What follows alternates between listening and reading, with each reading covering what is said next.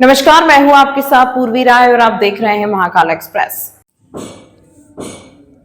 उज्जैन की गलियों में एक ऐसा नाम जिसे लोग सिर्फ समाज सेवी नहीं बल्कि इंसानियत का दूसरा चेहरा मानते हैं, अनिल डागर। महाकाल की नगरी में धर्म और आस्था के बीच उन्होंने सेवा को अपना जीवन बना लिया। महज 15 साल की उम्र में एक साधु महाराज से प्रेरणा लेकर उन्होंने ऐसा संकल्प लिया जिसने हजारों बेसहारा लोगों को सम्मान दिया। शहर में जब किसी लावारिस शव की सूचना मिलती है, पुलिस सबसे पहले अनिल डागर को याद करती है। उनके लिए यह सिर्फ एक शव नहीं बल्कि परिवार का सदस्य होता है। वे मृतक के धर्म और परंपरा के अनुसार पूरे सम्मान और विधि विधान से अंतिम संस्कार करते हैं। साल भर में ऐसे 350 से 400 मामले उनके पास पहुंचते हैं। कोरोना काल में भी उन्होंने हजारों मृत लोगों का अंतिम संस्कार कर मानवता की मिसाल पेश की। आज 54 साल की उम्र में अनिल डागर 22,000 से ज्यादा लावारिस शवों का अंतिम संस्कार कर चुके हैं। इनमें 19,000 हिंदू और 3,000 मुस्लिम समाज के लोग शामिल हैं। हालांकि उनकी राह आसान नहीं है। अंतिम संस्कार में हजारों रुपए खर्च होते हैं और सबसे बड़ी चुनौती शव वाहन की कमी है। आज भी वे किराए के वाहन से यह सेवा कर रहे हैं। उनकी बस एक मांग है, अगर इस एक शव वाहन मिल जाए तो वे और भी तेजी से जरूरतमंद तक पहुंच सकेंगे। भैया, देखा जाता है आप समाज सेवा का काम करते, कब से आपने शुरू करा था, कैसे आपको इसकी प्रेरणा मिली? भैया क्या है कि इस कलयुग के अंदर हर आदमी को जल्दी है, लाशें भी सही सड़ जला नहीं पाते हैं। 15 साल की उम्र में मेरा शमशान के पास में ही घर है, तो मैं देखने जाता हूँ कि लाश कोई कच्ची नहीं रह गई तो मैं उसको जलाता हूँ।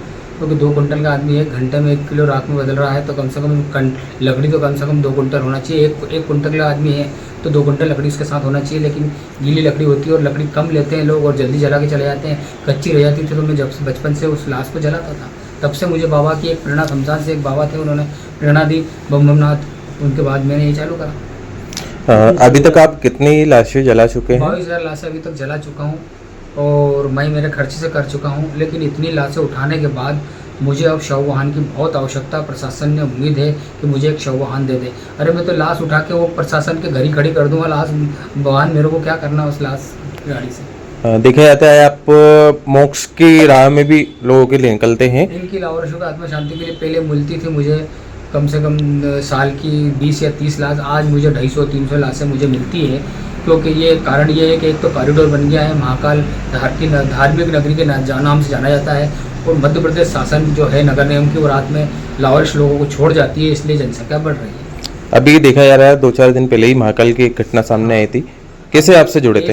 ऐसी कई घटनाएं जिसका रिकॉर्ड मेरे पास है। लाश ले लेके लोग, पति की लाश लेके पत्नी आ रही है और पति की लाश लेके पत्नी आ रही है और पत्नी पति की लाश लेके आ रही है। जैसे आज ऐसे हुआ कि नासिक की एक महिला थी, उसने अपने पति से बोला कि मुझे महाकाल के आखिरी दर्शन करा दो। दर्शन कराने के बाद गेट के बाहर ही उसकी मृत्यु हो गई। वो लेके मुझे जैसे तैसे मेरे पास लेके आए सुबह 9 बजे। फिर मैंने उनका दाह संस्कार सम्मान से किया। ऐसी कई वाक़या मेरे पास रात में मेरे पास आते हैं लोग, मैं उनकी मदद करता हूँ। शमशान में जाके आधी रात को भी लाश लेके आते हैं तो मैं जलवाता हूँ। आप सिर्फ हिंदू ही धर्म की लाशें करते हैं कि अलग धर्म की? हिंदू, मुस्लिम, सिख, ईसाई सबकी लाशें में जलाता हूँ। 3,000 डेड बॉडी मुस्लिम समाज की दफनाई है मैंने।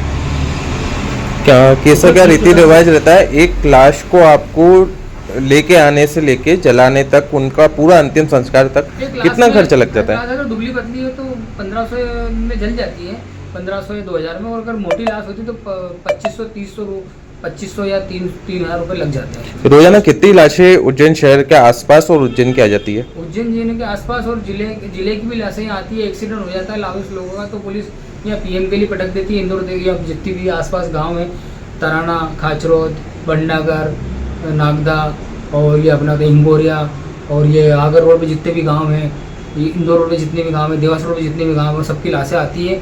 और मैं उनका दिन में समझ लो कि मुश्किल से 5-6 लाशें रोज का हो जाता है।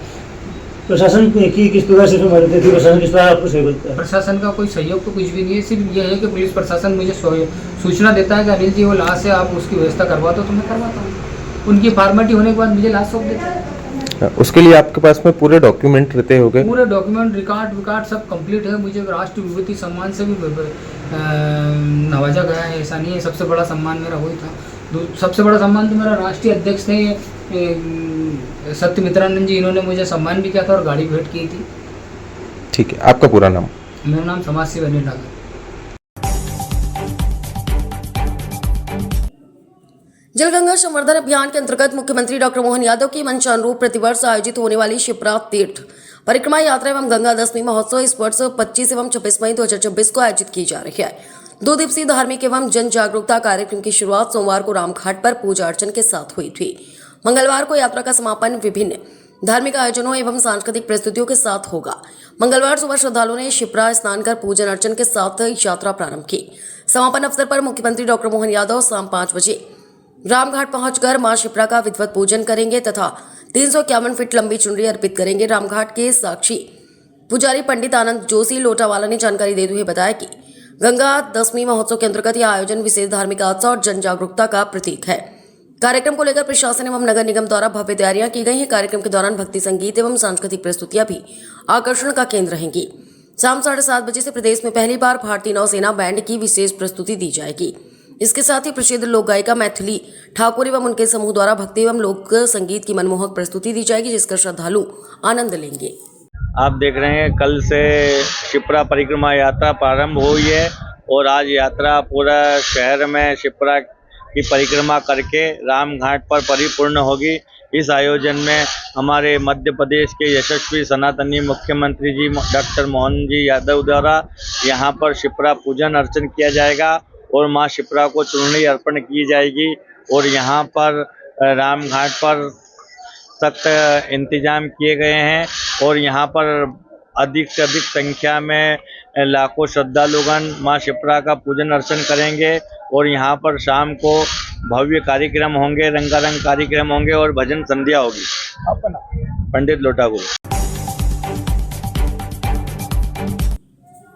सूचना मिलते ही ग्रामीण मौके पर पहुंचे और युवक की तलाश शुरू की गई।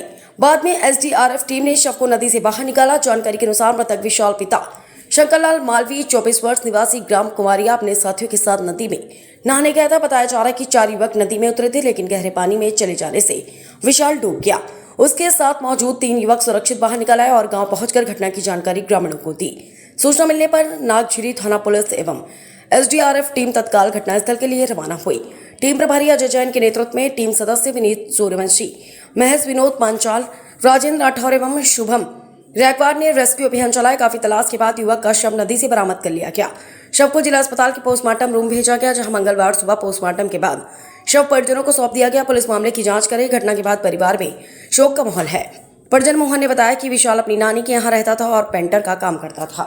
ये आमूखेड़ी रहते थे साथ और ये 3-4 बच्चे नहाने गए थे जी के बाद में क्या इसको तीरता आता नहीं था, तो वहाँ कोई गड्ढा था, वही गड्ढा में जाके ये फंस गया और 3 ही छोरा भग के आ गए। गांव में जाके बोला कि यार वो छोरा निकला नहीं है, तो डर के मारे वो आया। तो फिर गांव में जाके बोला तो फिर लोगों ने गए गांव का, जब जाके फिर ढूंढी करी के तो फिर रात करीब 10 बजे ये मिला तो फिर वो तो शांत हो ही चुका था। तो फिर यहाँ बड़ा अस्पताल लेके आए वहीं को। विशाल 24 साल पेंटरी को नानी के पास। मेरे को साहब बड़ी लाड़ी ने फोन करा था कि पापा ऐसा भैया आप घर पे आ जाओ। तो मैंने क्या हुआ क्या आखिर कि वो अपने छोरों डूबी है पानी में जी के बाद में मैं दुकान बंद करी मैं फिर घर गया। आपका नाम? मेरा नाम मोहन है। तमाम महत्वपूर्ण खबरों के लिए देखते रहिए महाकाल एक्सप्रेस।